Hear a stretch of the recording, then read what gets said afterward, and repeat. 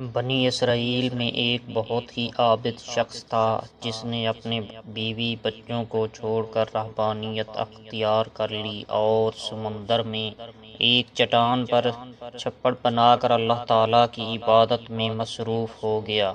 شریعت محمدی صلی اللہ علیہ وآلہ وسلم میں رہبانیت اختیار کرنا جائز نہیں۔ سابقہ امتوں میں یہ جائز تھا۔ اللہ تعالیٰ نے اس کے کھانے پینے کے لیے اس چٹان پر یہ انتظام کیا کہ وہاں میٹھے پانی کا ایک چشمہ نکل آیا جس سے اسے ٹھنڈا پانی ملنے لگا، اور وہیں انار کا ایک درخت بھی اللہ تعالیٰ نے اگا دیا جس سے بڑے بڑے انار اس کو ملنے لگے۔ وہ روزانہ ایک انار کھاتا اور ایک گلاس پانی پی لیتا اور سارا دن اور ساری رات عبادت میں مصروف رہتا۔ اس شخص نے 500 سال کا عرصہ اسی طرح گزار دیا۔ جب اس کے انتقال کا وقت آیا تو اس نے اللہ تعالیٰ سے دعا مانگی کہ اے اللہ کریم، میری ساری زندگی تیری عبادت میں گزری ہے، اب میرا آخری وقت آ پہنچا ہے۔ میری خواہش ہے کہ جب میری موت آئے تو میں سجدے کی حالت میں ہوں، اور میرے بدن کو تا قیامت محفوظ رکھنا، تاکہ جب میں قیامت کے دن اٹھایا جاؤں تو سجدے کی حالت میں اٹھوں۔ اللہ رب العزت نے یہ دعا قبول کر لی اور سجدے ہی کی حالت میں اس کا انتقال ہوا۔ حضور نبی کریم صلی اللہ علیہ وسلم نے ارشاد فرمایا کہ آج تک اس کا جسم سجدے کی حالت میں موجود ہے، اور اس کے گرد اس کی حفاظت کے لیے اللہ تعالیٰ نے گھنے درخت پیدا کر دیے ہیں۔ لوگ اس جگہ جاتے ہوئے گھبراتے ہیں۔ اگر لوگوں کی رسائی اس مقام تک ہو جاتی تو وہ مقام پوجا پاٹ کا مرکز بن جاتا۔ اللہ تعالیٰ نے وہاں بڑے بڑے اور گھنے درخت اگا کر لوگوں کے دلوں میں اس جگہ کی ہیبت پیدا کر دی تاکہ لوگ شرک میں مبتلا نہ ہو جائیں۔ حضور نبی کریم صلی اللہ علیہ وسلم نے فرمایا کہ مرنے کے بعد بارگاہ الہی میں جب اس کی پیشی ہوئی تو اللہ تعالیٰ نے ارشاد فرمایا، میرے بندے، میں نے اپنے فضل و کرم سے تجھے بخش دیا، اور ملائکہ کو حکم دیا کہ میرے اس بندے کا نام جنت کے اعلیٰ مقام میں لکھ دو۔ اس عابد کے دل میں خیال پیدا ہوا کہ میں نے 500 سال تک عبادت کی، بیوی بچوں کو چھوڑ دیا اور ساری دنیا سے بے نیاز ہو کر سمندر کی چٹان پر بیٹھ کر عبادت میں مصروف رہا، اور آج اللہ تعالیٰ فرماتے ہیں کہ میں نے تجھے اپنے فضل سے بخش دیا، تو میری وہ عبادت کہاں گئی؟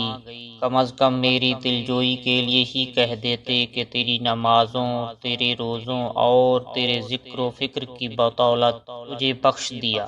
بلکہ اس قدر عبادت و ریاضت کے باوجود کہا جا رہا ہے کہ ہم نے اپنے فضل سے تجھے بخش دیا، گویا میری ساری عبادت بیکار گئی۔ اللہ رب العزت جو دلوں میں پیدا ہونے والے خیالات کو بھی جانتا ہے، اس نے فرشتوں کو حکم دیا کہ بجائے جنت کی طرف لے جانے کے اسے جہنم کی طرف لے جاؤ، لیکن اسے جہنم میں داخل مت کرو، بلکہ جہنم سے 500 میل کے فاصلے پر رکھو، جہاں پر اس کو جہنم کی آگ کی تپش میں شدت محسوس ہو۔ فرشتوں نے حکم کی تعمیل کرتے ہوئے اسے وہاں پہنچا دیا۔ ایک دم جو اسے جہنم کی تپش محسوس ہوئی تو بلبلا اٹھا اور پیاس پیاس پکارنا شروع کر دیا۔ جہنم سے اتنی دوری کے باوجود اسے ایسی پیاس لگی کہ پورا جسم خشک کانٹا بن گیا۔ اسی اثنا میں ایک ہاتھ نمودار ہوا جس میں ٹھنڈے پانی کا ایک کٹورا تھا۔ یہ عابد دوڑا کہ اے اللہ کے بندے، مجھے پانی پلانا، پیاس کی شدت نے مجھے بے حال کر دیا ہے۔ وہ ہاتھ پیچھے ہٹ گیا اور آواز آئی، یہ پانی تو تجھے مل جائے گا مگر اس کی قیمت ہے۔ عابد نے کہا، کیا قیمت ہے؟ جواب ملا، 500 سال کی عبادت۔ عابد نے کہا، پھر مجھے پانی پلا دو، میرے پاس 500 سال کی عبادت ہے اور بڑی خالص عبادت ہے، اس میں کسی قسم کا نفاق شامل نہیں، اور اپنی عبادت دے کر ایک کٹورا پانی حاصل کر لیا۔ جب پینے کے بعد کچھ جان میں جان آئی تو اللہ رب العزت نے فرشتوں سے کہا اس کو واپس لاؤ۔ فرشتوں نے اسے پھر اللہ کے دربار میں پیش کر دیا۔ اللہ رب العزت نے فرمایا اے میرے بندے، اب 500 سال کی عبادت تو تو نے پانی کے ایک کٹورے کے بدلے میں دے دی، لیکن دنیا میں تو 500 سال تک جو چشمے کا ٹھنڈا پانی پیتا رہا اس کا حساب دے۔ سمندر کی چٹان پر تیرے لیے انار کا جو درخت لگا دیا تھا اور تو 500 سال تک اس کا پھل کھاتا رہا، اس کا حساب دے۔ تو نے دنیا میں میری پیدا کرتا ہوا ہوا کے جتنے سانس لیے اس کا حساب دے۔ اس کے بدلے میں تیرے پاس کتنی عبادت ہے۔ ہم نے تجھے صحت دی، دیکھنے کو آنکھیں دیں، سننے کو کان دیے، بولنے کو زبان دی۔ اس کے علاوہ ان گنت نعمتیں میں نے تجھے عطا کیں۔ ان تمام نعمتوں کے بدلے میں کتنی نمازیں، کتنے روزے، کتنے نوافل لے کر آیا ہے تو نے 500 سال تک اگر عبادت کی ہے تو اس عبادت کے لیے میں نے ہی تجھے طاقت اور ہمت عطا کی تھی۔ اس طاقت کے بدلے میں کتنی عبادت تیرے پاس ہے۔ تجھے عبادت کرنے کی طاقت ہم نے دی، ارادہ ہم نے دیا، توفیق ہم نے دی، دانا پانی ہم نے دیا، پھر بھی تجھے یہ دعویٰ ہے کہ میں نے بہت کچھ کیا اور آج اس کا بدلہ چاہتا ہے۔ ارے تو نے جو کچھ کیا وہ تو سب ہماری مہربانی سے کیا، بتا تو نے اپنی طرف سے کیا کیا؟ اگر کچھ ہے تو پیش کر۔ یہ سن کر عابد لرز گیا اور بارگاہ الہی میں عرض کیا یا اللہ، بے شک نجات آپ کے فضل سے ہوتی ہے، کسی کے عمل سے نہیں ہوتی۔ عمل کی تو یہ قدر و قیمت ہے، 500 سال کی عبادت کرے اور بس ایک کٹورا پانی پی لے۔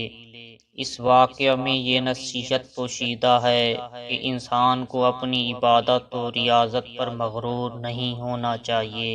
اگر انسان کسی قدر عبادت کر لیتا ہے تو اسے اپنا کمال نہ سمجھے بلکہ اللہ تعالیٰ کا فضل و کرم سمجھے کہ اس نے اسے اپنے دربار میں آنے کی توفیق عطا کی۔ آپ نے دیکھا کہ 500 سال کی عبادت دری کی دری رہ گئی اور نجات کا ذریعہ اللہ کا فضل قرار پایا۔ اللہ کے فضل کی علامت انسان کا نیک عمل ہے۔ نیک اعمال اس حقیقت کو ظاہر کرتے ہیں کہ اس شخص پر اللہ کا کتنا فضل ہے، ورنہ اسے ہماری عبادت کی ضرورت نہیں۔ عبادت ہم اپنی بہتری کے لیے کرتے ہیں، بے شک اللہ بے نیاز ہے۔